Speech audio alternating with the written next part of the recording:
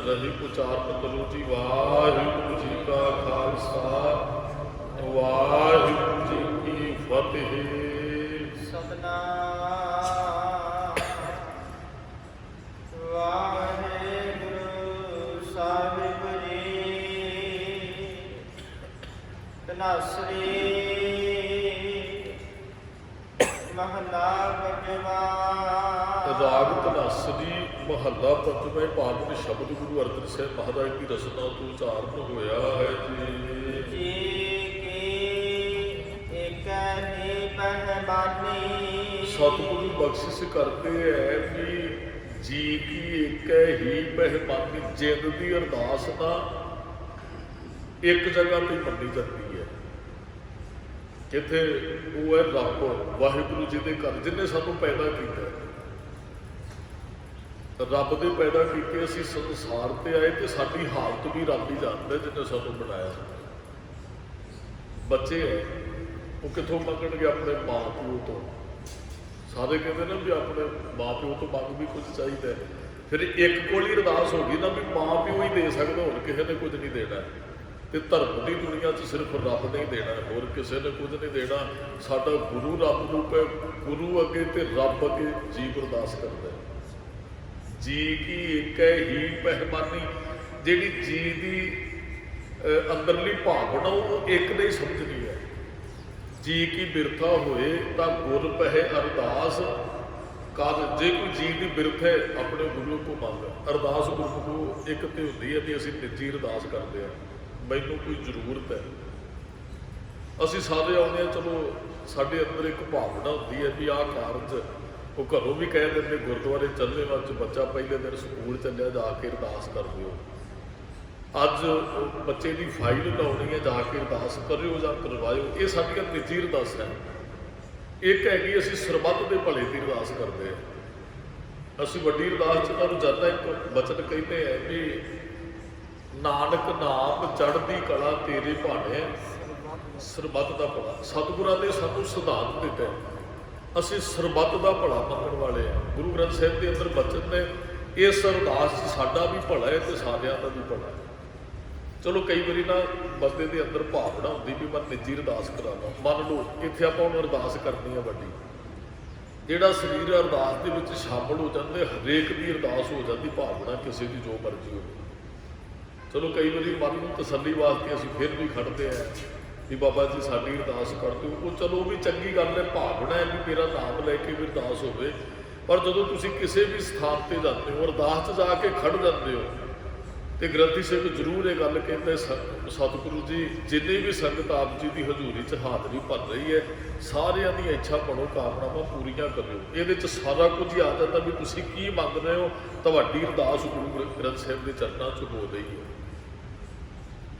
एक होंदी है निजी अरदास, एक होंदी सारियां दे भले वास्ते अरदास करते। आप बचन पढ़ते गुरु ग्रंथ साहिब के अगों, गुरु ग्रंथ साहिब के विचों सभे जी संभाल अपनी मेहर कर। ये अरदास है। मान लो अज ही मौसम खराब होया है, चलो कुछ फसलां खड़ियां ने तो कुछ तो जे इत्थे आण के मेरी फसल साਂਭ ਲਈ है, मान लो आप जियां ने फसल साਂਭ ਲਈ है, तुसीं रस्ते चाहे तुहाडे मन च विचार आए भी हो सकता किसी की पक्की फसल खराब ना हो सके। ये साडे अंदरली दया है जिहड़ी सानू गुरु साहिब ने बख्शी। तो तुसीं आए हो, तुहाडा कोई निजी स्वार्थ नहीं है। तुसीं आके गुरु साहिब को क्या महाराज मौसम ठीक नहीं है, अजे गुआंढियां की कणक खड़ी है, होरनां की खड़ी है, महाराज मेहर रखियो। ये तुहाडे अंदरों अरदास निकलती है, ये तुहाडी अरदास पूरी भी होती है और उहदे च तुहाडा भी भला है। अरदास असीं अपनी अरदास किसी की करके जाओ भला उहदे च तुहाडा भी होना है, क्योंकि तुसीं किसी वास्ते अरदास कर रहे हो। अरदास की सभे जी संभाल, सारे जीवां की वाहिगुरू जी संभाल करो। अपनी मेहर करो, सारे तेरे बच्चे है, इन्हां दा भी भला कर, साडा भी भला कर। कई बड़े प्यार नाल अरदास करते, कई बारी सुनी दी है सतगुरु जी सारिਆਂ ਦਾ भला करो, साडा भी भला करो। वैसे सारिਆਂ ਦਾ भला मंग के ना ये भी गल कहने की लोड़ नहीं भी साडा ही भला करो। उन्होंने पता है जिहड़ा सरबत का भला मंगते इहदा भी मैनूं भला ही करना चाहिए और करेगा भी। तो बहुत ये कहते भी पर भला सारिਆਂ ਦਾ करी तो रब मेरे तो ही करी। ਅਸਲ ਦੇ ਵਿੱਚ ਕਹਿਣਾ ਚਾਹੀਦਾ ਸਾਰਿਆਂ ਦਾ ਭਲਾ ਕਰੇ ਤੇ ਉਹਨਾਂ ਦੇ ਵਿੱਚ ਮੈਂ ਵੀ ਹੋਣਾ ਜੀ, ਮੇਰੇ ਤੇ ਵੀ ਬਖਸ਼ਿਸ਼ ਕਰੇ। ਸਭੇ ਜੀ ਸੰਭਾਲ ਆਪਣੀ ਮਿਹਰ ਕਰ, ਅੰਨ ਪਾਣੀ ਮੋਚੋ ਪਾਏ ਦੁੱਖ, ਦਾਲਦ ਭੰਨ ਧਰ, ਸੰਸਾਰ ਚੋਂ ਦੁੱਖ ਤੇ ਦਲਿੱਦਰ ਦੂਰ ਕਰ ਦੇ। ਸਾਰੇ ਜੀਆਂ ਨੂੰ ਸੰਭਾਲ, ਰਿਜ਼ਕ ਦੇ ਸਾਰਿਆਂ ਨੂੰ, ਸਾਰੇ ਸੁਖੀ ਵਸਣ, ਸਾਰੇ ਆਨੰਦ ਸਹਿਤ ਆਪਣਾ ਜੀਵਨ ਜਿਉਣ। ਜਾਂ ਅਸੀਂ ਅਰਦਾਸ ਕਰਦੇ ਵੇਖਦੇ, ਜਗਤ ਜਲੰਦਾ ਰੱਖ ਲੈ ਆਪਣੀ ਕਿਰਪਾ ਧਾਰ, ਆਪਣੀ ਕਿਰਪਾ ਕਰਕੇ ਸਤਿਗੁਰੂ ਜਗਤ ਜਲੰਦੇ ਨੂੰ ਰੱਖ ਲਓ। ਇਹ ਵੀ ਸਰਬੱਤ ਦੀ ਅਰਦਾਸ ਹੈ। ਜਾਂ ਅਸੀਂ ਬਚਨ ਪੜ੍ਹਦੇ ਹਾਂ, ਸੁਣੋ ਬੇਨੰਤੀਆ ਸੁਆਮੀ ਮੇਰੇ ਰਾਮ ਜੀ, ਸੁਆਮੀ ਮਾਲਕ ਜੀ ਮੇਰੀ ਬੇਨਤੀ ਸੁਣੋ। ਕੋਟ ਪੁਰਾਦ ਭਰੇ ਭੀ ਤੇਰੇ ਚੇਰੇ ਰਾਮ, ਅਸੀਂ ਕਰੋੜਾਂ ਪਾਪਾਂ ਨਾਲ ਭਰੇ ਹੈ ਤੇਰੇ ਹੀ ਹੈ। ਦੁੱਖ ਹਰਨ ਕਿਰਪਾ ਕਰਨ, ਮਿਹਰ ਕਰ ਕਲ ਕਲੇਸ਼ੈ ਭੰਜਣਾ, ਸਾਡੇ ਸਾਰਿਆਂ ਤੇ ਮਿਹਰ ਕਰ, ਕਲ ਤੇ ਕਲੇਸ਼ ਸਾਡੇ ਤੋਂ ਦੂਰ ਹੋ ਜਾਏ। ਇਹ ਵੀ ਸਰਬੱਤ ਦੀ ਅਰਦਾਸ ਹੈ। ਵੀ ਝਗੜਾ ਹੈ, ਕੋਈ ਧਰਮ ਦੇ ਨਾਂ ਤੇ ਲੜ ਰਿਹਾ ਹੈ, ਕੋਈ ਵੈਸੇ ਇੱਕ ਦੂਜੇ ਦੇ ਗੱਲ ਪੈ ਰਿਹਾ, ਅਰਦਾਸ ਕਰੋ ਮਹਾਰਾਜ ਇਹਨਾਂ ਤੇ ਮਿਹਰ ਕਰੋ, ਇਹਨਾਂ ਨੂੰ ਸ਼ਾਂਤੀ ਬਖਸ਼ਿਸ਼ ਕਰੋ। ਇਹ ਵੀ ਸਰਬੱਤ ਦੀ ਅਰਦਾਸ ਹੈ। ਬਹੁਤ ਬਚਨ ਨੇ ਵੀ ਅਸਾਂ ਕਈ ਵਾਰੀ ਗੁਰੂ ਨਾਨਕ ਸਾਹਿਬ ਦੇ ਪ੍ਰਕਾਸ਼ ਦਿਹਾੜੇ ਤੇ ਇੱਕ ਸਵਈਆ ਬਹੁਤ ਵਾਰੀ ਆਪਾਂ ਨੇ ਪੜ੍ਹਿਆ, ਪ੍ਰਭ ਦਾਤੋ ਦਾਤਾਰ, ਪ੍ਰਭੂ ਦਾਤਾ ਜੀ ਤੁਸੀਂ ਦਾਤਾਰ ਦਾਤੇ ਹੋ। ਪਰ ਉਹ ਜਾਚਕ ਇੱਕ ਸਰਨਾ ਸੀ ਤੇਰੇ ਦਰ ਤੇ ਮੰਗਤੇ ਔਰ ਤੇਰੀ ਸ਼ਰਨ ਚ ਹੈ। ਮਿਲੇ ਦਾਨ ਸੰਤ ਰੇਨ ਜਿਹੇ ਲੱਗ ਭੋਜਲ, ਤਰਨਾ ਬਿਨਤ ਕਰੋ। ਮੈਂ ਤੇਰੇ ਅੱਗੇ ਬੇਨਤੀ ਕਰਦਾ, ਅਰਦਾਸ ਸੁਣੋ ਮੇਰੀ ਬੇਨਤੀ, ਅਰਦਾਸ ਸੁਣ ਲਓ ਜੀ। ਜੇ ਠਾਕੁਰ ਜੇ ਤੁਹਾਨੂੰ ਚੰਗੀ ਲੱਗਦੀ ਹੈ ਤਾਂ ਗੁਰਮੁਖ ਇਹ ਵੀ ਗੱਲ ਵੈਸੇ ਸਾਨੂੰ ਜ਼ਰੂਰ ਕਰਨੀ ਚਾਹੀਦੀ ਨਾਲ ਦੀ ਨਾਲ। ਮਹਾਰਾਜ ਮੇਰੀ ਤੇ ਅਰਦਾਸ ਇਹ ਹੈ, ਹੁਣ ਕਿਰਪਾ ਕਰੀ ਜੇ ਤੈਨੂੰ ਚੰਗੀ ਲੱਗਦੀ ਤੈਨੂੰ ਪੂਰੀ ਕਰ ਲਈ। ਮੈਨੂੰ ਆਹ ਮੁਸ਼ਕਲ ਹੈ, ਆਹ ਪ੍ਰੋਬਲਮ ਹੈ, ਜਾਂ ਮੈਂ ਸਰਬੱਤ ਦੇ ਭਲੇ ਦੀ ਅਰਦਾਸ ਕਰਦਾ। ਅਰਦਾਸ ਹੈ ਹੁਣ ਇਹ ਤੇਰੀ ਮਰਜ਼ੀ ਪੂਰੀ ਕਰਨੀ ਹੈ ਕਿ ਨਹੀਂ। ਜੇ ਤੈਨੂੰ ਚੰਗੀ ਲੱਗੀ ਤਾਂ ਜ਼ਰੂਰ ਪੂਰੀ ਕਰੀ। ਜਿਹੜਾ ਆਪਣੇ ਨਿੱਜ ਨੂੰ ਛੱਡ ਕੇ ਕਿਸੇ ਦੀ ਅਰਦਾਸ ਕਰਦੇ, ਗੁਰੂ ਨੂੰ ਚੰਗੀ ਕਿਉਂ ਨਹੀਂ ਲੱਗੇਗੀ? ਵੀ ਚੰਗੀ ਲੱਗੇਗੀ। ਅਸੀਂ ਗ੍ਰੰਥੀ ਸਿੰਘ ਤੋਂ ਅਰਦਾਸ ਹੀ ਇਸ ਵਿਸ਼ਵਾਸ ਨਾਲ ਕਰਾਉਂਦੇ ਹੈ। ਬਹੁਤੇ ਸਰੀਰ ਕਹਿੰਦੇ ਵੀ ਅਰਦਾਸ ਕਰੋ, ਪੂਰੀ ਵੀ ਹੁੰਦੀ ਹੈ। ਗ੍ਰੰਥੀ ਸਿੰਘ ਜਦੋਂ ਅਰਦਾਸ ਕਰਦਾ, ਪਤਾ ਪੂਰੀ ਕਿਉਂ ਹੁੰਦੀ ਹੈ? ਵੀ ਉਹਦਾ ਆਪਣਾ ਨਿੱਜ ਕੋਈ ਨਹੀਂ ਹੈ, ਉਹ ਆਪਣੇ ਵਾਸਤੇ ਨਹੀਂ ਮੰਗ ਰਿਹਾ, ਉਹ ਸੰਗਤ ਵਾਸਤੇ ਕੁਝ ਮੰਗ ਰਿਹਾ। ਜਿਹੜਾ ਆਪਣੇ ਵਾਸਤੇ ਨਹੀਂ ਮੰਗਦਾ, ਗੁਰੂ ਤਰਸ ਕਰਦਾ ਵੀ ਇਹ ਤੇ ਦੂਸਰਿਆਂ ਦਾ ਭਲਾ ਚਾਹੁੰਦਾ, ਫਿਰ ਗੁਰੂ ਤਰੁੱਠਦਾ ਵੀ, ਉਹਦੀ ਅਰਦਾਸ ਸੁਣਦਾ ਵੀ ਹੈ, ਪੂਰੀ ਵੀ ਹੁੰਦੀ ਹੈ, ਬਖਸ਼ਿਸ਼ ਵਰਤਦੀ ਹੈ। ਵਾਹਿਗੁਰੂ ਜੀ ਤੁਸੀਂ ਅਰਦਾਸ ਮੇਰੀ ਮੈਂ ਕਰ ਦਿੱਤੀ, ਸੁਣ ਲਓ ਜੇ ਤੁਹਾਨੂੰ ਭਾਉਂਦੀ ਹੈ ਤੇ। ਜੇ ਤੁਹਾਨੂੰ ਚੰਗੀ ਲੱਗਦੀ ਜ਼ਰੂਰ ਪੂਰੀ ਕਰੋ। ਬਿਨਤ ਕਰੋ ਅਰਦਾਸ ਸੁਣੋ ਜੇ ਠਾਕੁਰ ਭਾਵੇ, ਦੇਹੋ ਦਰਸ਼ਨ ਮਨ ਚਾਓ ਭਗਤ ਇਹ ਮਨ ਠਹਿਰਾਵੇ। ਅਸਲ ਦੇ ਵਿੱਚ ਰੱਬ ਦੇ ਦਰਸ਼ਨਾਂ ਦੀ ਅਰਦਾਸ ਹੈ। ਸਾਨੂੰ ਸਾਰਿਆਂ ਨੂੰ ਰੱਬ ਦੇ ਮਿਲਾਪ ਦੀ ਅਰਦਾਸ ਕਰਨੀ ਚਾਹੀਦੀ ਹੈ। ਆਪਾਂ ਨੂੰ ਇੰਨਾ ਚਿਰ ਹੋ ਗਿਆ ਨੂੰ ਆਉਂਦਿਆਂ ਨੂੰ ਹੋ ਗਿਆ, ਤੇ ਆਪਾਂ ਗੁਰੂ ਅੱਗੇ ਤਰਲਾ ਤੇ ਲੈ ਹੀ ਸਕਦੇ, ਮਹਾਰਾਜ ਤੁਹਾਡੇ ਦਰਸ਼ਨ ਰੋਜ਼ ਹੁੰਦੇ ਆ, ਤੁਸੀਂ ਵੀ ਰੱਬ ਹੋ। ਪਰ ਜਿਹੜੇ ਰੱਬ ਦੀ ਗੁਰੂ ਗ੍ਰੰਥ ਸਾਹਿਬ ਜੀ ਤੁਸੀਂ ਗੱਲ ਕਰਦੇ ਹੋ, ਉਹਦੇ ਵੀ ਦਰਸ਼ਨ ਕਰਾ ਦਿਓ। ਮੰਗ ਸਕਦੇ ਹਾਂ, ਸਾਡਾ ਹੱਕ ਵੀ ਬਣਦਾ ਹੈ ਔਰ ਗੁਰੂ ਬਖਸ਼ਿਸ਼ ਵੀ ਕਰੇਗਾ। ਮਰਦ ਮਿਲਾ ਦਿਓ ਉਸ ਰੱਬ ਦੇ ਨਾਲ ਜਿਸ ਰੱਬ ਦੀ ਤੁਸੀਂ ਗੱਲ ਕਰਦੇ ਹੋ। ਇੱਕ ਓੰਕਾਰ ਕਹਿੰਦੇ ਹੋ, ਗੁਰਪ੍ਰਸਾਦ ਵਰਤੇਗਾ ਤੇ ਮਿਲੇਗਾ। ਹੁਣ ਵਰਤ ਜੇ ਗੁਰਪ੍ਰਸਾਦ ਇੱਕ ਓੰਕਾਰ ਮਿਲ ਜੇ ਮਹਾਰਾਜ ਜੇ ਬਖਸ਼ਿਸ਼ ਕਰਦੇ ਹੋ, ਤੇ ਬਖਸ਼ਿਸ਼ ਫਿਰ ਹੁੰਦੀ ਵੀ ਹੈ। ਉਹ ਰਹਿਮਤ ਵਰਤਾਉਂਦਾ ਹੈ ਜਦੋਂ ਕੋਈ ਭਾਵਨਾ ਸਹਿਤ ਅਰਦਾਸ ਕਰਦਾ ਹੈ। ਹਾਂ, ਅਰਦਾਸ ਆਪਣੀ ਨਿੱਜੀ ਵੀ ਹੋ ਸਕਦੀ ਹੈ, ਸਾਰੇ ਮੰਗਦੇ ਹੀ ਹੈ।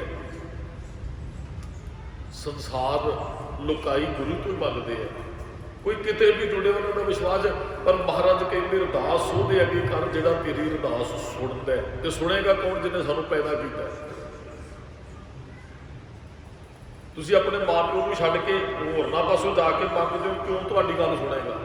ਉਹ ਕਹੇਗਾ ਮਾਂ ਪਿਓ ਤੋਂ ਮੰਗ। ਉਹ ਬਗਾਨੇ ਹੈ, ਮਾਂ ਪਿਓ ਆਪਣਾ ਹੈ। ਬਚਨ ਆਪਾਂ ਬਹੁਤ ਵਾਰੀ ਪੜ੍ਹੇ ਸੁਣੇ, ਜੋ ਮੰਗੇ ਠਾਕੁਰ ਆਪਣੇ ਤੇ।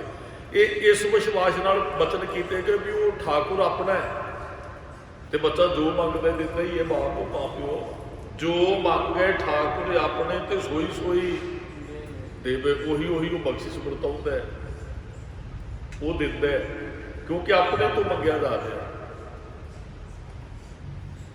ਮਰਜ ਕਹਿੰਦੇ ਉਸੇ ਤੋਂ ਹੀ ਮੰਗ, ਜੀ ਕੀ ਏਕੈ ਹੀ ਪਹਿ ਮਾਨੀ, ਇੱਕ ਪਾਸੇ ਜੁੜ, ਇੱਕ ਤੋਂ ਹੀ ਮੰਗ ਤੇ ਤੇਰੀ ਮੰਗ ਪੂਰੀ ਵੀ ਹੋਏਗੀ। ਵੈਸੇ ਨਾ ਬੜੇ ਪਿਆਰੇ ਬਚਨ ਹੈ, ਮੰਗਣਾ ਤੇ ਪਿਆਰ ਨਾਲ ਹੀ ਚਾਹੀਦਾ, ਪਰ ਗੁਰੂ ਗ੍ਰੰਥ ਸਾਹਿਬ ਦੇ ਬਚਨ ਕਹੇ ਵੀ ਮੈਂ ਢੀਠ ਹੋ ਕੇ ਵੀ ਮੰਗਦਾ, ਢੀਠ ਹੋ ਕੇ ਵੀ।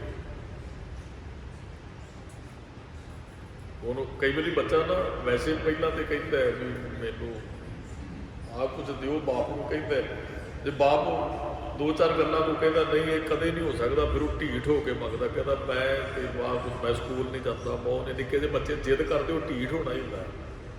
ਪਾਵੋ ਦਾਨ ਢੀਠ ਹੋਏ ਵਾਂਗੂ, ਪਾਵੋ ਦਾਨ ਵੀ ਹੈ ਵੀ ਪਾ ਲੈਣਾ ਮੈਂ ਦਾਨ, ਮੈਨੂੰ ਪਤਾ ਹੈ ਬਾਪੂ ਨੇ ਦੇ ਦੇਣਾ, ਪਰ ਮੰਗਿਆ ਢੀਠ ਹੋ ਗਈ ਹੈ।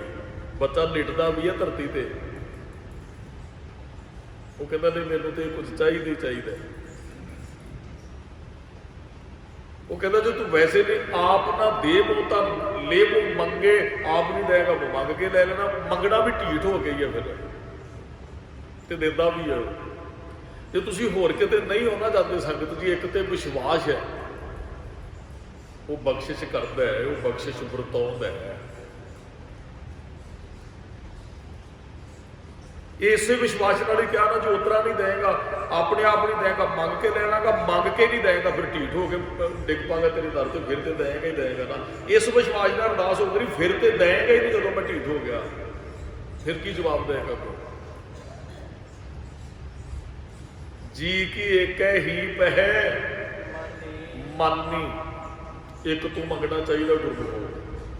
ਦਰ ਦਰ ਤੇ ਜਾਣ ਵਾਲੇ ਆਪਾਂ ਇੱਕ ਨਿੱਕੀ ਜਿਹੀ ਗੱਲ ਸਾਰੇ ਕਹਿੰਦੇ ਆ ਵੀ ਬਹੁਤ ਆ ਘਰਾਂ ਦਾ ਪ੍ਰਾਹੁਣਾ ਜਿਹੜਾ ਉਹਨੂੰ ਕਈ ਵਾਰੀ ਭੁੱਖਾ ਹੀ ਵਾਪਸ ਮੁੜਦਾ ਹੈ। ਉਹ ਸ਼੍ਰੀ ਕ੍ਰਿਸ਼ਨ ਜੀ ਪ੍ਰਸ਼ਾਦਾ ਛਕਣ ਲੱਗੇ,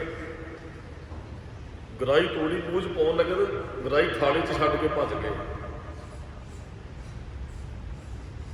ਘਰਦਿਆਂ ਨੇ ਕਿਹਾ ਜੀ ਐਡੀ ਵੀ ਜਲਦੀ ਕੀ ਹੈ ਵੀ ਗਰਾਈ ਤੋੜੀ ਵੀ ਮੂੰਹ 'ਚ ਨਹੀਂ ਪਾਈ। ਕਹਿੰਦੇ ਨੇ ਕਿਸੇ ਤੇ ਮੁਸੀਬਤ ਆ ਗਈ, ਤੂੰ ਸਾਨੂੰ ਯਾਦ ਕਰ ਰਿਹਾ, ਜਾਣਾ ਪੈਣਾ। ਦਰਵਾਜ਼ੇ ਤੇ ਗਏ, ਵਾਪਸ ਮੋੜੇ, ਫਿਰ ਥਾਲੇ ਤੇ ਬੈਠ ਕੇ ਪ੍ਰਸ਼ਾਦਾ ਛਕਣ ਲੱਗੇ।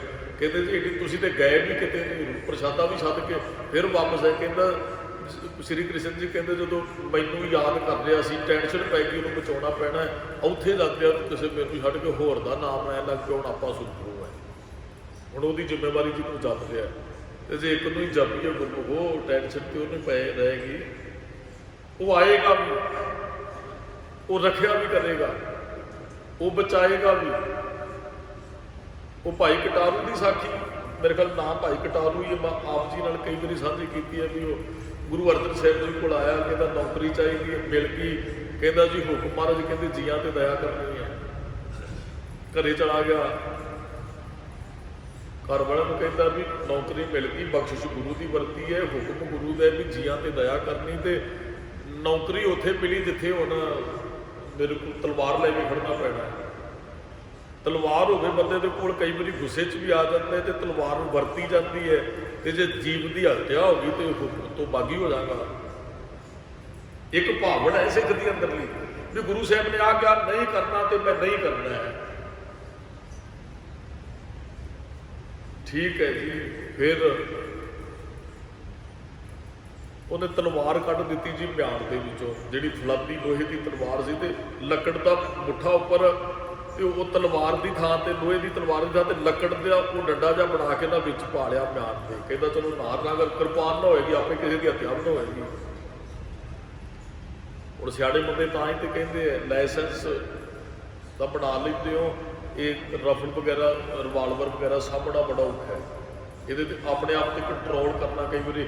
ਤੇ ਬਹੁਤ ਹਾਦਸੇ ਹੁਣ ਐਸੇ ਹੀ ਹੋਏ, ਉਹ ਵਿਆਹਾਂ ਸ਼ਾਦੀਆਂ ਦੇ ਵਿੱਚ ਨਜਾਇਜ਼ ਬੰਦੇ ਵਿਚਾਰੇ ਉਹ ਗੋਲੀਆਂ ਚੱਲ ਜਾਂਦੀਆਂ ਰਹੀਆਂ, ਨਸ਼ੇ 'ਚ ਕਿਸੇ ਨੇ ਗੁੱਸੇ 'ਚ ਆ ਕੇ ਕਿਸੇ ਨੇ ਕਿਸੇ ਤਰੀਕੇ ਨਾਲ ਹਥਿਆਰ ਕੋਈ ਲੈ ਲੈਂਦਾ, ਉਹਨੂੰ ਸਾਂਭਣਾ ਬੜਾ ਮੁਸ਼ਕਿਲ ਹੈ। ਕੋਲ ਹੋਵੇ ਨਾ ਤੇ ਕਈ ਵਾਰੀ ਨਜਾਇਜ਼ ਫਿਰ ਉਹ ਉਸ ਪਾਸੇ ਨੂੰ ਬੰਦਾ ਚਲਾ ਜਾਂਦਾ, ਕਈ ਵਾਰੀ ਉਸ ਵਹਿਣ 'ਚ ਬਹਿ ਜਾਂਦਾ।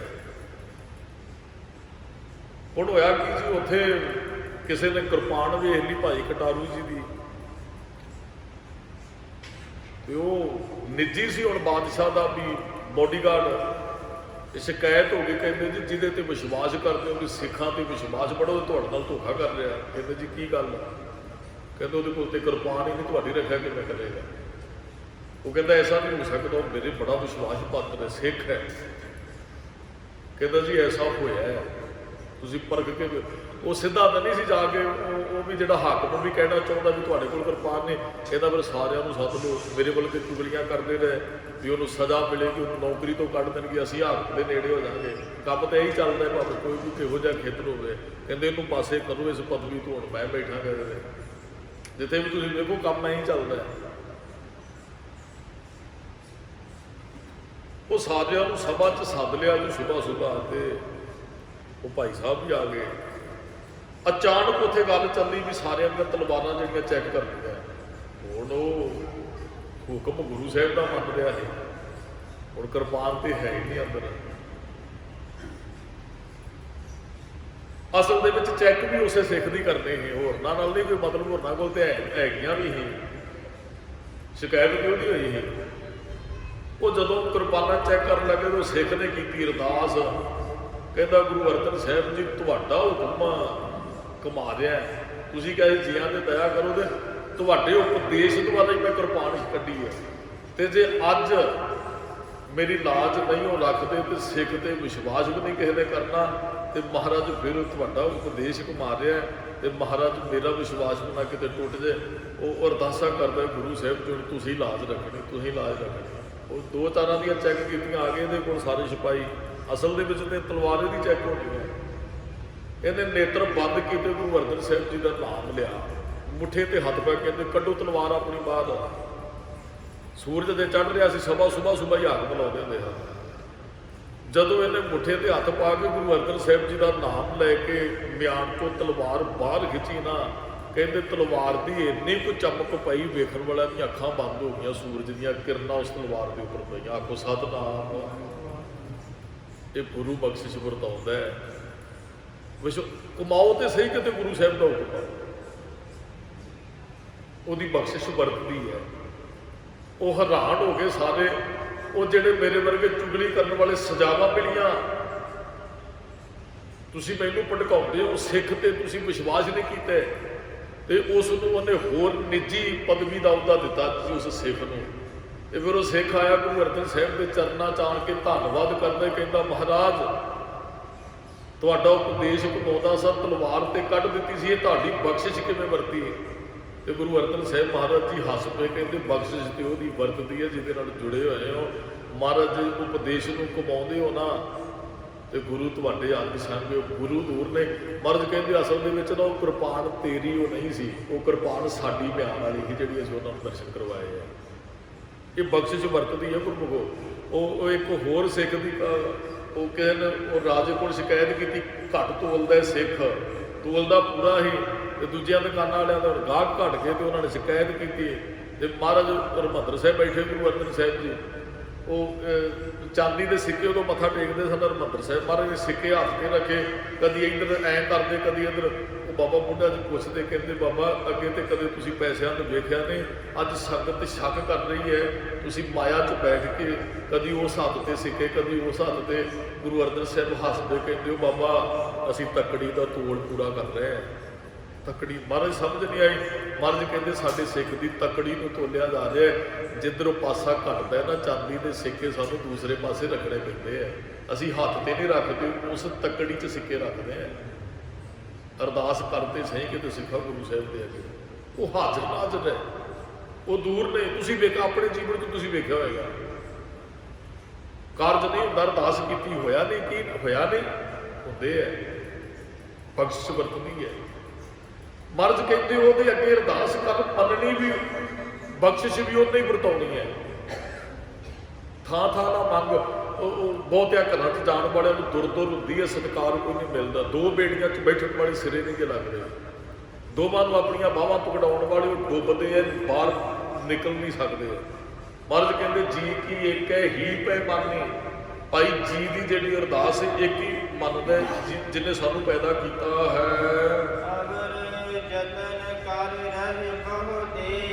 ਮਹਾਰਾਜ ਕਹਿੰਦੇ ਰੱਬ ਨੂੰ, ਗੁਰੂ ਨੂੰ ਛੱਡ ਕੇ ਬਹੁਤ ਲੋਕ ਯਤਨ ਕਰਦੇ, ਸ਼ਾਇਦ ਐ ਕੀਤਿਆਂ ਕਾਰਜ ਬਣਦੇ।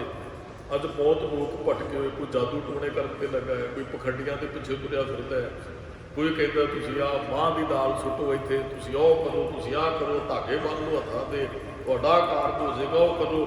ਇਹ ਅਵਰ ਯਤਨ ਹੈ, ਜਿੰਨੇ ਮਰਜ਼ੀ ਕਰ ਲਓ। ਅਵਰ ਯਤਨ ਕਰ ਰਹੇ ਬਹੁਤ ਤੇਰੇ, ਬਹੁਤ ਤੇਰੇ ਰੱਬਾ, ਤੇਰੇ ਪੈਦੇ ਕੀਤੇ ਹੋਏ ਹੋਰ ਅਨੇਕਾਂ ਤਰ੍ਹਾਂ ਦੇ ਯਤਨ ਕਰ ਰਹੇ ਨੇ। ਲੋਕਾਂ ਦਾ ਬੁਰਾ ਕਰਕੇ ਵੀ ਆਪਣਾ ਭਲਾ ਚਾਹੁੰਦੇ ਨੇ ਕਈ, ਐਸਾ ਹੋਣਾ ਨਹੀਂ। ਮਹਾਰਾਜ ਕਹਿੰਦੇ ਕਹਿੰਦੇ ਤੇਲ ਮਾਤਰ ਵੀ ਉਹਨਾਂ ਦੀ ਕੀਮਤ ਨਹੀਂ ਪਈ। ਰੱਬ ਤੇ ਗੁਰੂ ਨੂੰ ਛੱਡ ਕੇ ਜਿਹੜੇ ਹੋਰਨਾਂ ਥਾਵਾਂ ਤੋਂ ਮੰਗਦੇ ਆ ਤੇਲ, ਜਿੰਨਾ ਵੀ ਉਹਨਾਂ ਨੂੰ ਕੁਛ ਨਹੀਂ ਜੇ ਮਿਲਿਆ। ਬਗਾਨਾ ਕੌਣ ਤੁਹਾਨੂੰ ਤਿਲ ਵੀ ਨਹੀਂ ਜੇ ਦੇਗਾ, ਆਪਣਾ ਤੇ ਸਭ ਕੁਝ ਦੇਣ ਦੀ, ਕੁਰਬਾਨ ਕਰਨ ਲਈ ਤਿਆਰ ਹੋ ਜਾਂਦਾ। ਮਾਂ ਪਿਓ ਜਾਨ ਦੇਣ ਲਈ ਤਿਆਰ ਹੋ ਜਾਂਦੇ, ਬਗਾਨਾ ਦੇਗਾ ਤੇ ਕੋਈ ਤੁਹਾਡੇ ਤੇ ਜਾਨ ਕਦੇ ਵੀ ਨਹੀਂ ਦੇਗਾ। ਤੁਹਾਡਾ ਆਪਣਾ ਤੁਹਾਡੇ ਤੋਂ ਕੁਰਬਾਨ ਹੋਣ ਲਈ ਤਿਆਰ ਹੋਏਗਾ, ਬਗਾਨਾ ਕੋਈ ਨਹੀਂ। ਮਹਾਰਾਜ ਕਹਿੰਦੇ ਅਵਰ ਯਤਨ ਕਰ ਰਹੇ ਬਹੁਤ ਤੇਰੇ, ਬਹੁਤ ਤੇਰੇ, ਬਹੁਤ ਯਤਨ ਕਰ ਰਹੇ ਨੇ। ਤੇਲ ਨਹੀਂ ਕੀਮਤ ਜਾਣੀ, ਤੇਲ ਜਿੰਨੀ ਵੀ ਕੀਮਤ ਨਹੀਂ ਜਾਣੀ ਉਹਨਾਂ ਨੇ। ਇਹਦੇ ਦੋ ਅਰਥ ਕਰ ਸਕਦੇ, ਕਿ ਰੱਬਾ ਤੇਰੀ ਪਰਵਾਹ ਨਹੀਂ ਕੀਤੀ ਉਹਨਾਂ ਨੇ, ਤੂੰ ਪੈਦਾ ਕੀਤਾ ਹੈ। ਇੱਕ ਇਹਦਾ ਅਰਥ ਉਹ ਵੀ ਮੰਗੀ ਜਾਓ ਜਿਹਦੇ ਕੋਲੋਂ ਮਰਜ਼ੀ, ਤੇਲ ਜਿੰਨਾ ਵੀ ਤੁਹਾਨੂੰ ਕੁਝ ਨਹੀਂ ਮਿਲਣਾ, ਦੇਣਾ ਸਾਰਾ ਵਾਹਿਗੁਰੂ ਨੇ। ਸਾਚੇ ਸਾਹਿਬਾ ਕਿਆ ਨਾਹੀ ਘਰ ਤੀਰੇ, ਘਰ ਦਾ ਤੀਰੇ ਸਭ ਕੁਛ ਹੈ, ਜਿਸ ਦੇਹ ਸੋ ਪਾਵੈ। ਹੁਣ ਸਾੜ ਵੀ ਮਹਾਰਾਜ ਨੇ ਚੇਤੇ ਕਰਾਏ, ਸ਼ਬਦ ਦੀ ਰਮਤ ਇੱਥੋਂ ਹੁੰਦੀ ਹੈ ਜੀ। ਜਿਸ ਕਾ ਤਨ ਮਨ ਧਨ ਸਭ ਜਿਸ ਕਾ। ਮਹਾਰਾਜ ਕਹਿੰਦੇ ਉਹਦੇ ਤੋਂ ਮੰਗ ਜਿੰਨੇ ਤੈਨੂੰ ਤਨ ਦਿੱਤੇ, ਮਨ ਦਿੱਤੇ ਤੇ ਧਨ ਦਿੱਤੇ। ਆ ਤਨ ਰੱਬ ਦੀ ਬਖਸ਼ਿਸ਼ ਹੈ ਸਾਡੇ ਕੋਲ।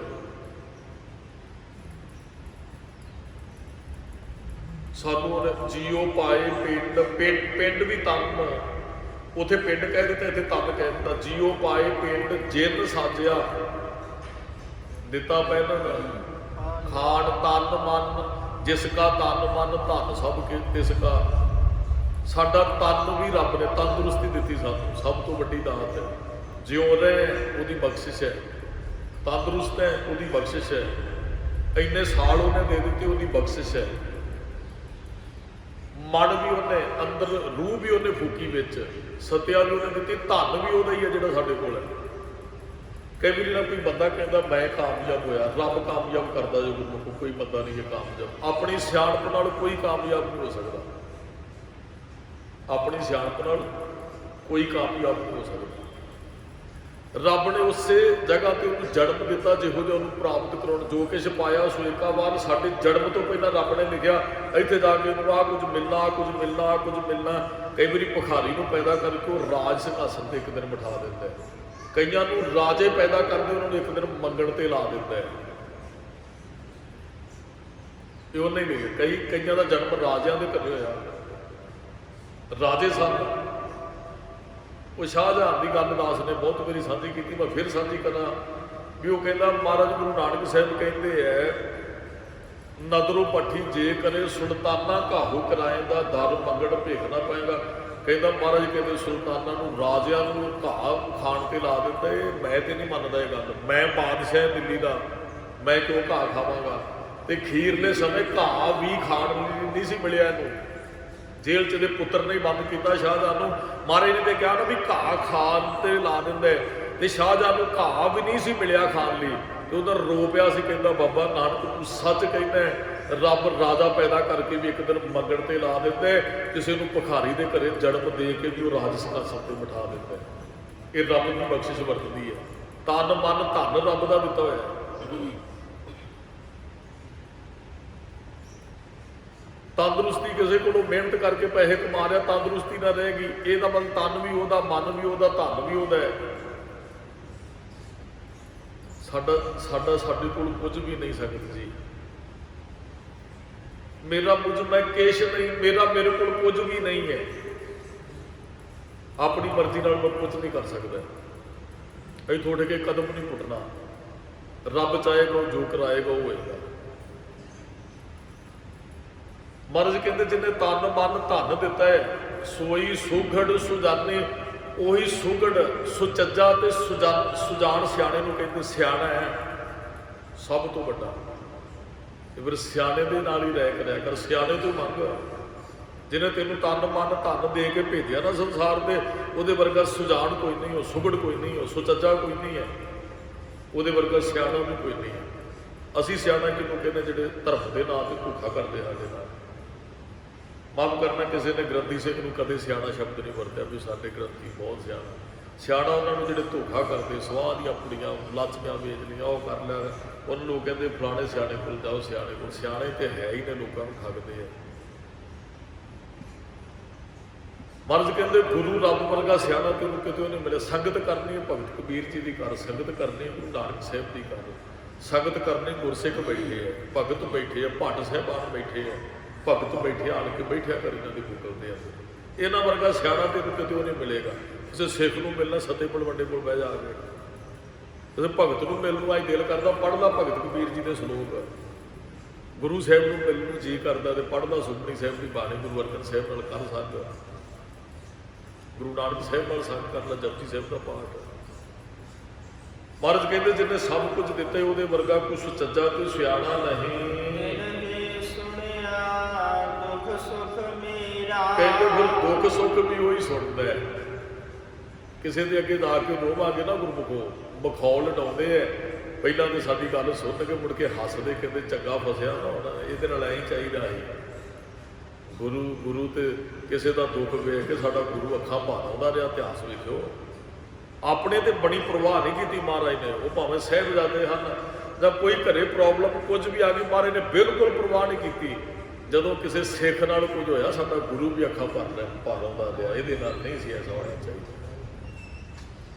ਇਹਦੇ ਨਾਲ ਨਹੀਂ ਸੀ ਐਸਾ। ਉਹ ਤੇਰਾ ਦੁੱਖ ਸੁੱਖ ਗੁਰੂ ਇੱਥੇ ਆਣ ਕੇ ਦੱਸੇਗਾ, ਤੇਰਾ ਕਿਸੇ ਮਖੌਲ ਨਹੀਂ ਉਡਾਉਣਾ, ਗੁਰੂ ਸੁਣੇਗਾ ਵੀ। ਤੇ ਜੇ ਜਾ ਕੇ ਲੋਕਾਂ ਨੂੰ ਦੱਸੇਗਾ ਤੇ ਲੋਕ ਤੇ ਆਪ ਦੁੱਖ ਨਾਲ ਭਰੇ ਹੈ। ਜਿਸ ਪੈ ਖੋਲੋ ਗੰਠੜੀ ਸੋ ਆਪਣੇ ਦੁੱਖ ਭਰਿਆ।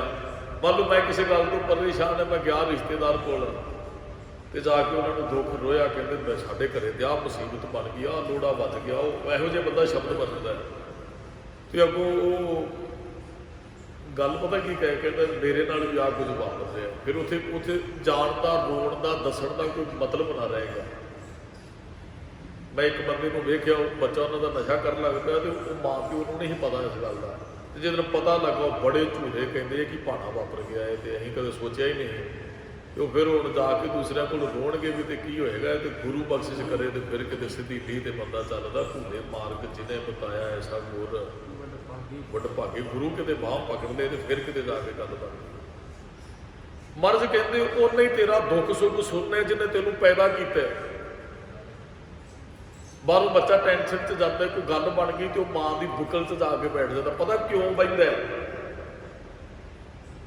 ਉਹਨੂੰ ਪਤਾ ਮਾਂ ਨੂੰ ਦੱਸਾਂਗਾ ਤੇ ਆਪਣੀ ਜਾਨ ਦੇ ਦੇਗੀ, ਮੇਰਾ ਦੁੱਖ ਦੂਰ ਕਰੇਗੀ।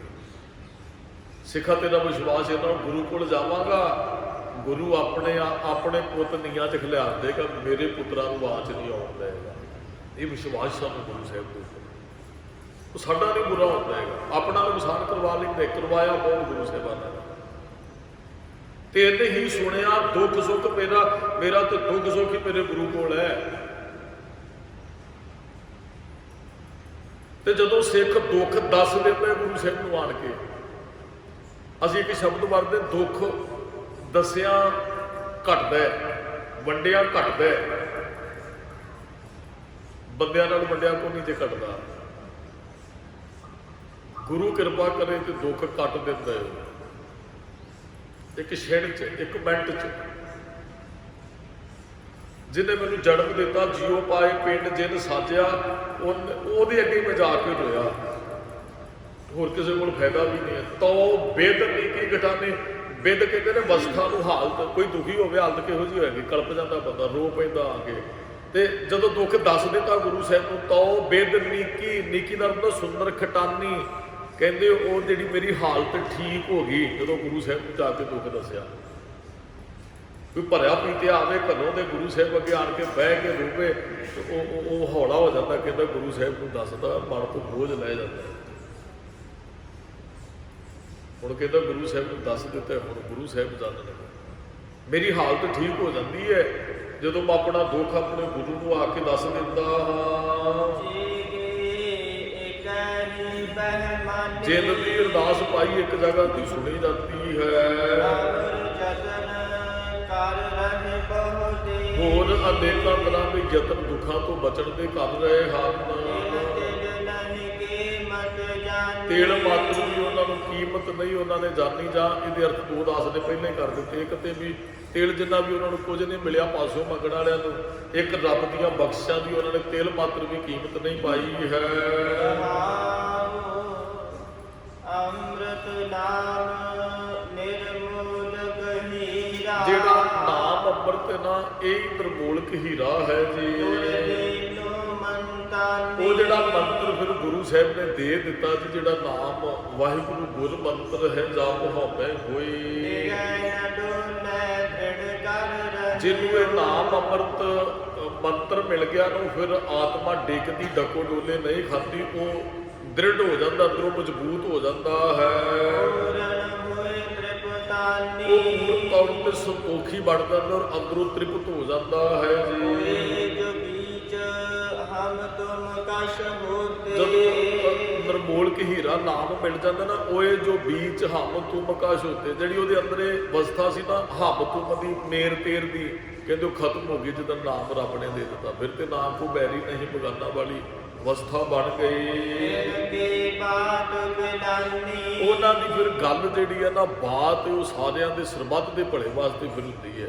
ਜਦੋਂ ਮਨੁੱਖ ਕੋਲ ਚੰਗੀ ਸੋਚ ਸਮਝ ਆ ਜਾਂਦੀ ਨਾ, ਉਹ ਫਿਰ ਸਾਰਿਆਂ ਦੇ ਭਲੇ ਦੀ ਗੱਲ ਕਰਦਾ ਹੈ।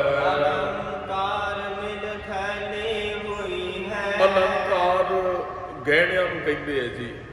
ਮਿਲ ਫੈਲੀ ਹੋਈ ਹੈ ਤਾਂ ਤੇ ਕਣਕ ਬਖਾਨੀ ਪੰਕਤੀ ਪੂਰੀ ਪੜਾਂਗੇ। ਕਣਕ ਸੋਨੇ ਨੂੰ ਕਹਿੰਦੇ ਆ।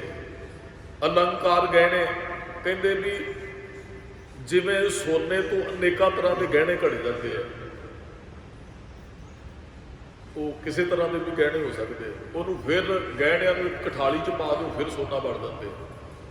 ਮਨੁੱਖ ਕੋਲੇ ਸਮਝ ਆ ਜਾਂਦੀ ਵੀ ਇਹ ਜਿਹੜੇ ਸਰੀਰ ਰੱਬ ਨੇ ਬਣਾਏ ਨੇ ਇਹ ਰੱਬ ਰੂਪੀ ਨੇ। ਜਿਵੇਂ ਸੋਨੇ ਤੋਂ ਗਹਿਣੇ ਬਣੇ, ਨਾਮ ਅਲੱਗ-ਅਲੱਗ ਰੱਖ ਲਿਆ, ਆਹ ਗਹਿਣਾ ਹੈ ਤਾਂ ਸੋਨਾ ਹੀ ਹੈ। ਮਹਾਰਾਜ ਕਹਿੰਦੇ ਇਸ ਤਰ੍ਹਾਂ ਰੱਬ ਨੇ ਸ੍ਰਿਸ਼ਟੀ ਬਣਾਈ ਹੈ, ਉਹ ਆਪ ਸਾਰਿਆਂ 'ਚ ਰਮਿਆ ਹੋਇਆ ਹੈ। ਜਿਵੇਂ ਸੋਨੇ ਤੋਂ ਗਹਿਣੇ ਨੇ ਫਿਰ ਉਹਨੂੰ ਕਠਾਲੀ 'ਚ ਪਾ ਦਿਓ, ਉਹ ਸੋਨਾ ਬਣ ਜਾਂਦੇ ਹੈ। ਇਸ ਤਰ੍ਹਾਂ ਭਾਈ ਜੀਵ ਸੰਸਾਰ ਤੇ ਆਏ ਹੈ ਰੱਬ ਰੂਪ ਹਨ।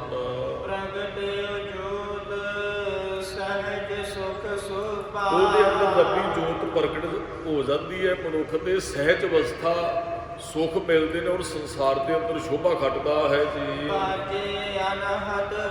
ਉਹਦੇ ਅੰਦਰੋਂ ਫਿਰ ਅਨਹਤ ਬਾਣੀ ਵੱਜਦੀ, ਆਨੰਦ ਦੇ ਵਾਜੇ ਵੱਜਦੇ ਰਹਿੰਦੇ ਹਨ।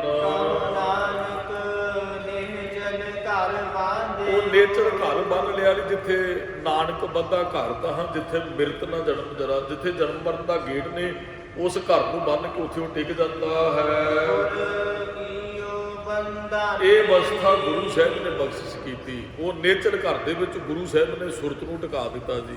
ਇੱਥੇ ਮਿਰਤ ਨਾ ਜਨਮ ਜਰਾ, ਮਨੁੱਖ ਆਉਣ ਜਾਣ ਦੇ ਗੇੜ 'ਚ ਨਹੀਂ ਪੈਂਦਾ। ਇਹਦੀਆਂ ਕੁ ਬੇਨਤੀਆਂ ਪ੍ਰਵਾਨ ਕਰਨ।